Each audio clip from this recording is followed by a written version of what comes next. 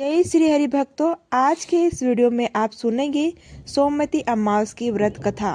तो कथा इस प्रकार से है। पौराणिक कथा के अनुसार एक साहूकार के 7 बेटे और एक बेटी थी। उनके घर अक्सर एक ब्राह्मण भिक्षा मांगने आया करता था। जब भी साहूकार की बेटी भिक्षा लेकर आती तो वह ब्राह्मण की भिक्षा लेने से मना कर दिया करती थी और तुम्हारे भाग्य में सौभाग्य नहीं है, वे बद लिखा है। यह सुनकर साहूकार की बेटी बड़ी दुखी हो जाती है। कई बार ऐसे ही होता रहता। तब एक दिन साहूकार की बेटी अपनी माँ को सारी बात बता दी और वैसे ही कैसे एक ब्राह्मण भिक्षा मांगने आता है और उससे भिक्षा लेते ही वह मना कर देता है। साहूकार की पत्नी ने अपनी बेटी से कहा कि अगली बार जब वह भिक्षुक आए तो मुझे बताना। फिर एक दिन वह भिक्षुक द्वार पर आया और उस समय साहूकार की पत्नी दरवाजे से पीछे छुपकर सारी बात सुनने लगी। वही हुआ जैसे हमेशा होता था। भिक्षुक ने साहूकार की बेटी से भिक्षा लेने से मना कर दिया और कहने लगा कि तुम्हारे भाग्य में सुहाग नहीं है, विधवा होना लिखा है। इस बात को सुनकर साहूकार की पत्नी दरवाजे की आड़ से बाहर आकर भिक्षुक से कहने लगी कि एक तो हम भिक्षा दे रहे हैं और ऊपर से आप हमें अशुभ बातें बता रहे हैं। ब्राह्मण ने कहा कि मैं जो कुछ भी कह रहा हूँ वह सच है। आपकी बेटी के भाग्य में ऐसा ही लिखा है। जब विवाह के समय आपकी बेटी फेरे ले रही होगी उसी समय सांप आकर इसे पत्नी को काट देगा और यह विधवा हो जाएगी। ब्राह्मण की ऐसी बातें सुनकर साहूकार की पत्नी दुखी हो गई, लेकिन फिर ब्राह्मण से बोली कि अगर आपको यह पता है कि यह विधवा होगी तो आपको यह भी पता होगा कि फिर इसके सुहाग की रक्षा कैसे हो सकती है। साहूकार की पत्नी के साथ ऐसा पूछने पर ब्राह्मण ने कहा कि यहाँ से बहुत दूर पर एक गांव है जहाँ पर एक सोना धोबन रहती है। वह हर सोमवती अमावस व्रत रखती है। इसमें उसका सुहाग अटल है। अगर वह आकर आपकी सुहाग आपकी बेटी को दे देगी तो तभी इसका विवाद टल सकता है।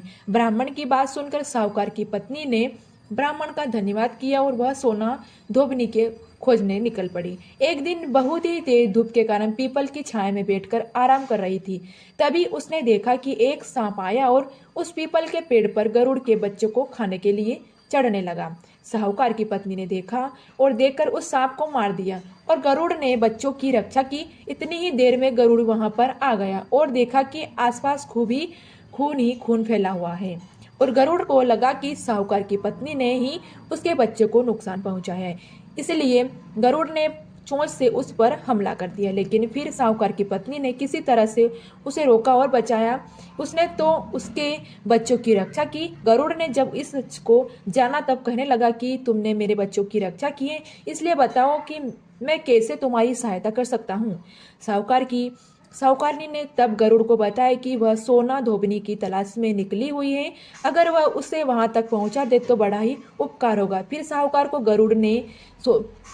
साहूकारनी को गरुड़ ने सोना धोबनी के गांव में पहुंचा दिया और सोना धोबनी के 7 बेटे और बहुएं थी। लेकिन बहुएं में एक के नाम काम को लेकर कहानियां बहुत सुना करती थी, यानी कि काम को लेकर कहसनी बहुत हुआ करती थी। साहूकारनी को एक उपाय सूझा और वह हर रात जब सभी लोग सो जाते तो सोना धोबनी के घर से चुपके से चली जाती थी।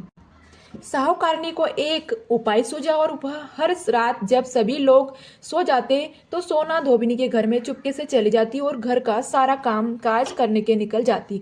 कई दिनों तक ऐसा ही चलता रहा। तब एक दिन सोना धोबन ने सोचा कि अब मेरी बहुएं आपस में कहा सुनी की नहीं होती करती और घर का सारा कामकाज ही हो जाता है। आखिर ऐसा करता कौन है? यह सब अनजान जान के लिए सोना धोबन चुप कर बैठ गई और सब कुछ उसने अपनी आंखों से देख लिया। काम करके जब साहूकारनी जानने लगी तब धोबन ने उसे पकड़ लिया और पूछने लगी कि तुम कौन हो और यहाँ इस तरह से मेरे घर का काम करने क्यों चली आती हो। साहूकारनी ने कहा, मैं सब बता दूंगी, लेकिन पहले वचन दो कि सारा सच जानने के बाद तुम मेरी मदद जरूर करोगी।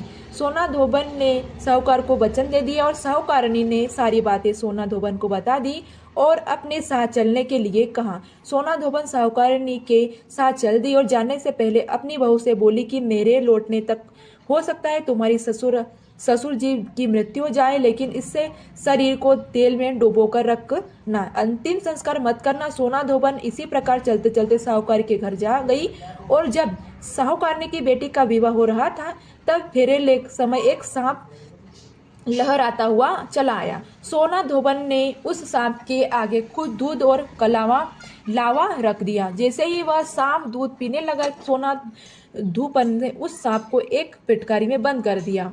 और फिर साहूकारनी की बेटी ने कहने लगी कि अब तक मैंने जितने भी सोमवती अमावस का व्रत रखा है, उन सभी का पुण्य फल साहूकारनी की बेटी को देती हूँ। इसके बाद साहूकारनी की बेटी का बेवद डल गया और वह सौभाग्यवती बन गई। इधर सोना धोबन ने पकड़ने हुए सांप को दूर जंगल में लेकर जाकर छोड़ दिया। फिर सोना धोबन अपने गांव लौटकर चली गई। तब एक दिन रास्ते में सोमवती अमावस पड़ गई। सोना धोबन ने इस दिन व्रत रखा और पीपल की पूजा की, कथाएं का पाठ भी किया। और इसी बीच घर के सोना धोबन के पति की मृत्यु हो गई। जब वह वापस अपने घर लौटी, तब उसने अपने रास्ते के लिए हुए सोमवती अमावस का पुण्य अपने पति को दे दिया। उससे उसका मरा हुआ पति फिर जीवित हो गया उठा। लोगों ने जब सोना धोबन से पूछा कि तुमने अपने मरे हुए पति को कैसे जीवित कर दिया, तब उसने बताया कि उसने सोमवती अमावस के व्रत में प्रभाव से अपने पति को जीवित किया है। तब से उस गांव की सभी सुहागन महिलाएं अपने पति की लंबी उम्र के लिए कामना और सोमवती अमावस का व्रत करने लगी। अमावस माता, जैसे आपने साहूकारनी बेटी को और सोना धोबन के पति की रक्षा की है, जैसे उनका सुहाग अमर किया है, इसी तरह इसी कथाओं को कहने, सुनने और हुकार भरने वाली सभी सुहागन महिला को सुहाग की रक्षा करना। सभी का सुहाग अटल रहे। प्रेम से बोली जय अमावस माता।